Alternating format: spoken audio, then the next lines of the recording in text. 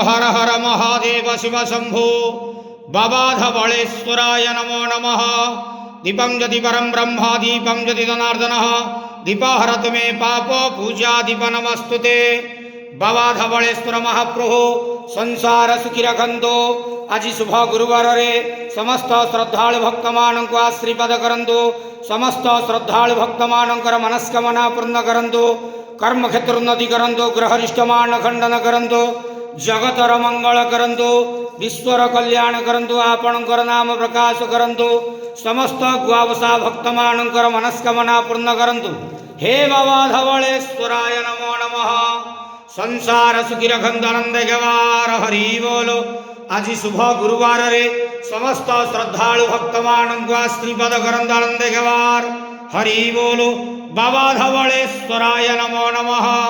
ओम नमः शिवाय।